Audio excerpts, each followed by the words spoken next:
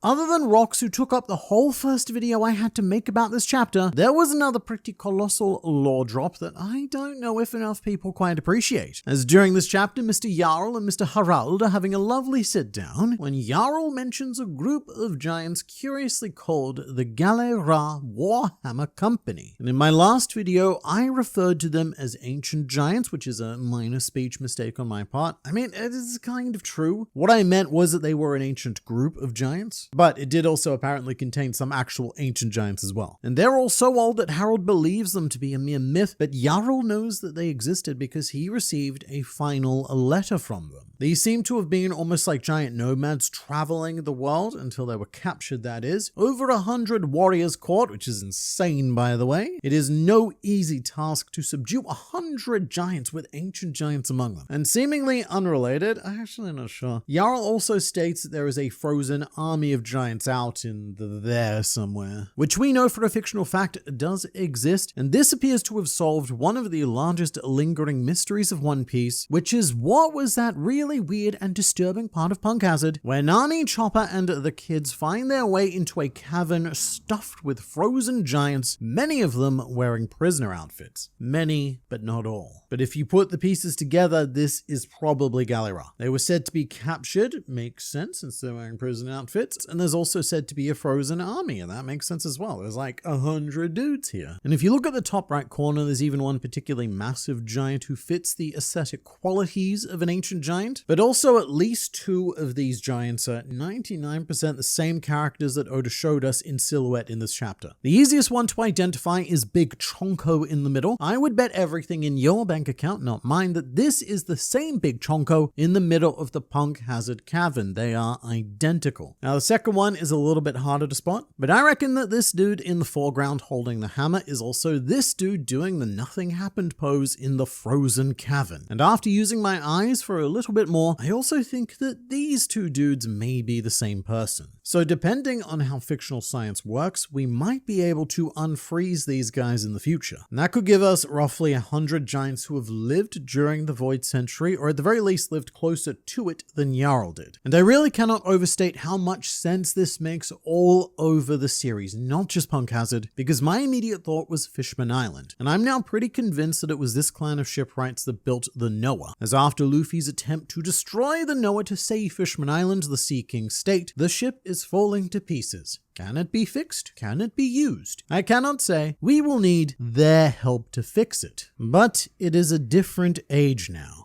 And mate, they have to be talking about these giants. And if so, what we've got to do, right, is we've got to go back to Punk Hazard to unfreeze them so that we can go back even further so that they can go and fix the Noah on Fishman Island. Almost like backtracking our way through the New World. And the second object of interest that they almost certainly built was the ancient weapon Pluton, as we will get into great detail after some magical fruit time. Magical fruit combat is, of course, usually a fair contest of skill, whether you become a lightning god or whether you become balls, just balls.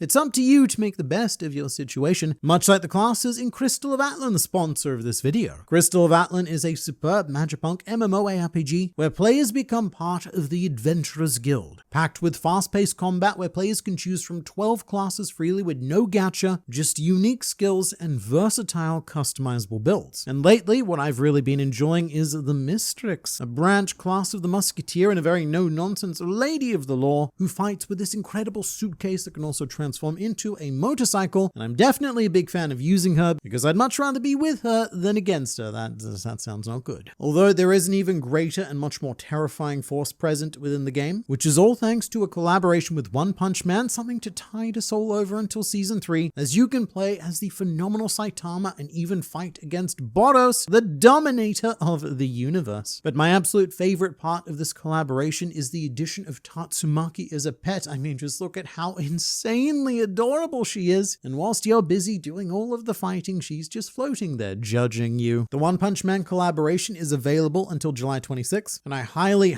recommend getting on top of that because these characters, they are insanely fun. You can also get Genos as a mount. So you can and should download Crystal of Atlan using my link in the description, available on iOS, Google Play, PC, and PlayStation 5, so whatever platform suits you. Now is the time to embark on your Magipunk adventure. And thank you so much to Crystal of Atlan for sponsoring sponsoring this video, as it's because of supporters like them that we're able to bring you the best fictional pirate content possible as often as possible. So definitely check it out. I've been having quite a bit of fun with it, but for now it's back to you, me. This frozen clan of shipwrights almost certainly built Pluton, as well as in Frankie's flashback when he sees the blueprints. What he says is, can humans really build this? And the answer to that may be no, they can't, but giants, yes they can. Especially since they have essentially the same name as Galerra, and all of the skills of the Water 7 shipwrights likely originate from these guys. And the really stupid, oh my god, so stupid thing is that when you look at the Galerra logo, it is a Viking longboat. So of course they were founded by giants, and that's also likely why Frankie has more of a role on Elbaf than he did on Egghead Island. You would expect his story to be tied more to Vegapunk and science, but think about it, this dude inherited the skills of these ancient giants. However, there is a however, being that the Galerra company as we know it has only existed for 7 years. Before that, it was 7 separate companies, each inhabiting one of the, how shall we say, giant docks of Water 7. Iceberg was the one who quote-unquote founded Galerra, and after this reveal, I'd say that's likely from stories of the past told by Tom, of a time when Water 7 was thriving long before it was sinking, and when it was still experiencing the glory days of the original Galerra. And just in case anyone has forgotten, it is confirmed that Pluton was originally built on Water 7, and so the many other companies who occupied the 7 docks may very well have been remnants of this original Galerra. And so in retrospect, it's also kind of nice that Oimo and Kashi were saved on Enies Lobby in part due to the company that these giants founded, and that they also stayed to help Galerra for a bit after the Enies Lobby incident. So there's all sorts of wonderful little connections popping up everywhere, as this here smug story prick sits high on his throne and says, mates, I set this up all along and you didn't see it.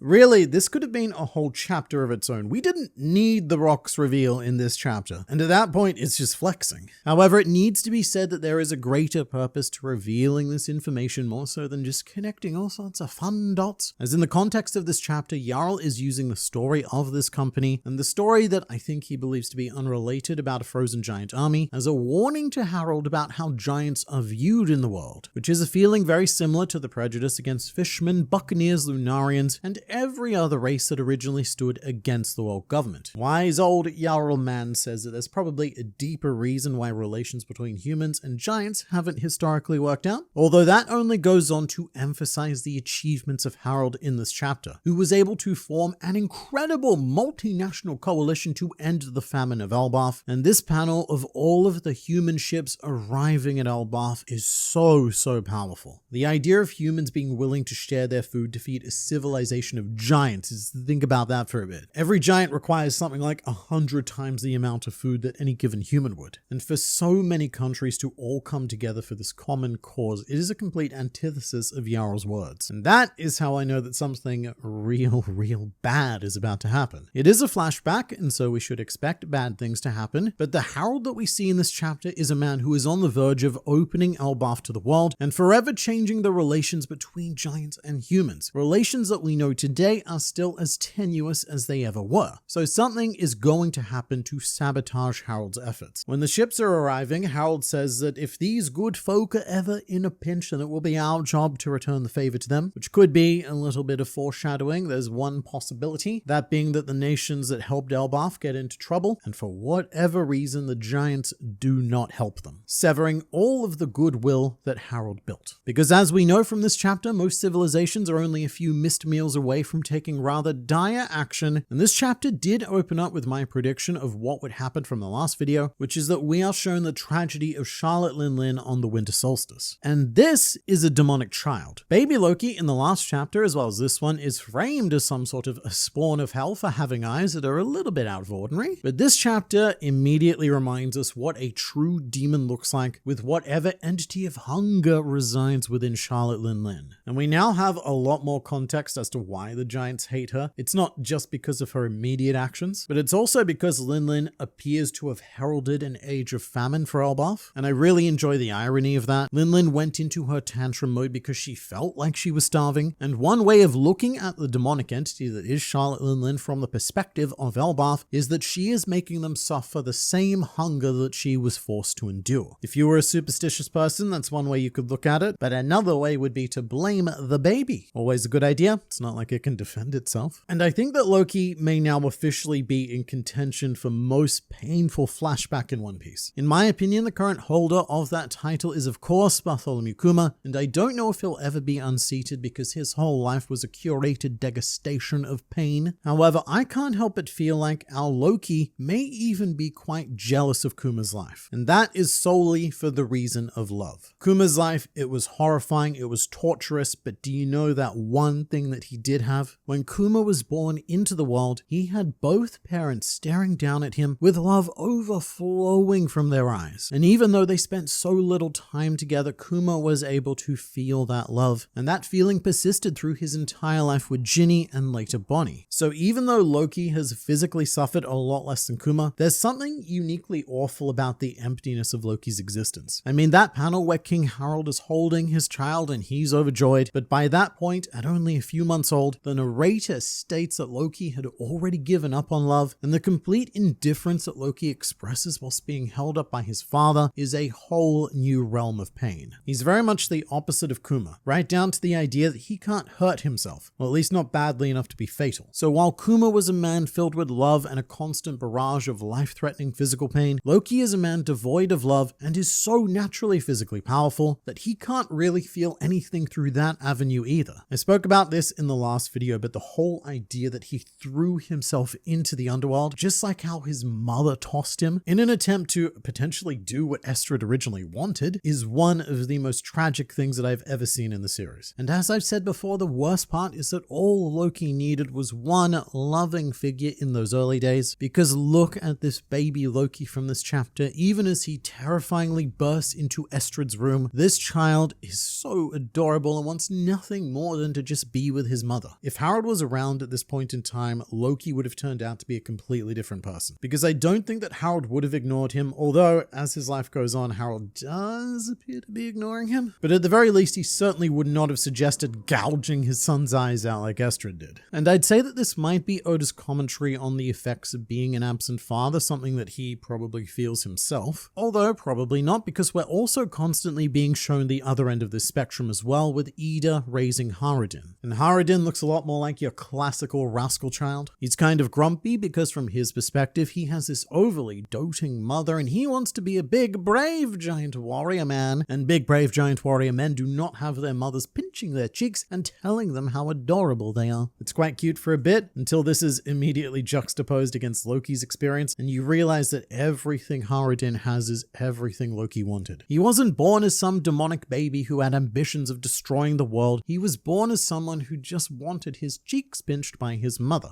And after seeing all of this, I am more interested than ever to see what happened with Charlotte Lola. Again, this chapter states that Loki gave up on love. However, we do know that he does eventually give love another go when he proposes to Lola, and I think that this is now going to be a surprisingly gut-punching moment, because Loki's going to try and pursue some brand of love for the second time in his life, and he's going to get promptly rejected, just like how his mother rejected him. Sometimes Oda has this really frustrating talent to transmute comedy into drama. A good example of this would be Senor Pink, ridiculously dressed, but once you learn the story behind why he dresses, my heart. And previously, I've always viewed this Lola proposal as more of the comedy side of the spectrum, but now I almost don't want to see it, because this scene is going to crush an already very broken boy. But keeping with the dark and hurtsome feel, something that I did appreciate seeing this chapter is what I've been inquiring about throughout the whole arc, which is, where are all the Prejudice giants we keep hearing about? We've been constantly told that Haradin is considered tainted, and that Ida is viewed as this unworthy outsider, and this chapter does finally give us a bit of that reality. Because when things get desperate, it's very interesting to see just how quickly society breaks down, and blame gets assigned to those viewed as the outsiders. Because Ida is a foreigner, she's viewed as this salacious woman who seduced our pure and poor King Harold and injected turmoil into the country. And because Haradin also shares shares her foreign blood, he's also seen as not just a problem, but an unfortunate solution. This unnamed giant wants to sacrifice Haradin, and let's just unpack that for a bit. This giant specifically says that it was a Loki who was the one who doomed this country, but instead of wanting to kill Loki, which is also wrong, he goes for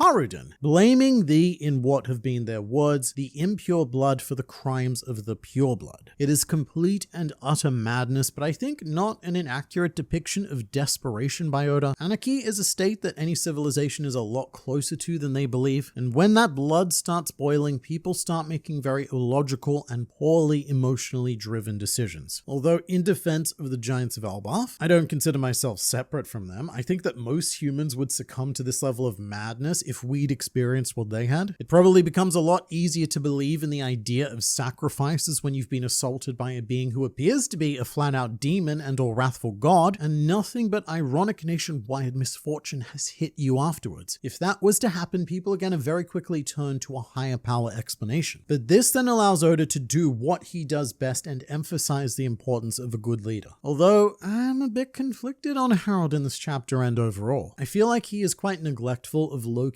as a cost to his diplomatic dreams, which are objectively good and putting Elbaf on the right path, but it's stuff like Harold not even questioning Loki's eye condition that makes me question him. I don't know, I find it a bit weird that Harold wouldn't even bother to look at the eyes of his son. He just accepts there's a condition and keeps them wrapped up. And it does hit that much harder knowing for a fact that Loki's blindfold wasn't something he chose, but something that was forced upon him. It's quite sickening. In an attempt for the giants to blind themselves from Loki's eyes, they instead blind Loki himself. But I did really like the part where Loki was beating up Haradin and Gerd started to run in to defend him. Goldberg then tries to stop her, but he gets beaten up as a result as well, because Gerd has her own little small arc playing out, which all has to do with friendship. As a child, Gerd was also good friends with Charlotte Linlin, and I think that Gerd does feel some guilt for what happened, as in chapter 1133, she says that she used to be friends with Linlin, but then she did something unforgivable to Elbaf. And this could just be my reading, but it doesn't look like Gerd's personally angry or upset about it. It's more that the social and cultural position of Elbaf now forbids this friendship she once had, and I think that bond is something that Gerd never wants to betray again. Which is why, even if it means potentially being beaten up by Loki, Gerd will jump in for her friend. And I also think that Gerd may be one of the only giants on the island who does feel some sympathy for Loki, again because of the Charlotte Linlin incident. Gerd has seen what happens when a child gets demonized, and in the case of Loki, yes, he's done some horrible stuff by this point as a child, but he is nowhere near on the level that Linlin was. And you can see the sympathy playing out in the modern day. Gerd is quite kind to Loki while she's treating his wounds, and from her perspective, Loki isn't irredeemable as Haradin currently believes he is. When Loki fired up Ragnir, Gerd pleaded with him and said, "Stop this, Loki. If you hit the children, there's no turning back. Because if he were to even accidentally harm the children, then he will have committed that Linlin level crime against Elbaf, and there will be no hope of ever reconciling." I mean, I say reconciling, that would mean to restore a relationship, but in the case of Loki, those relationships never existed. Again, bro gave up on love just a few months into his life. But even now, Gerd clearly still has hope that Loki and Haradin can work out their differences and become friends and brothers and avoid Loki going down the path of Charlotte Linlin. Because this big old story of Elbaf really does seem to boil down to Loki wanting to feel like someone actually values his existence. And that someone is Luffy. From the very beginning, Luffy has potentially been the only person in this world who's ever interacted with Loki like a normal person. Luffy sees Loki for who he really is. However, we just have the rather unfortunate hurdle to jump of Luffy being the opposite of everything that Rock stood for, and that aligning with Luffy would put all of Loki's giant eggs in the big ol' Roger basket. But there is definitely still hope for Loki. It's gonna get a hell of a lot worse before it gets better, but I have faith that it will get better.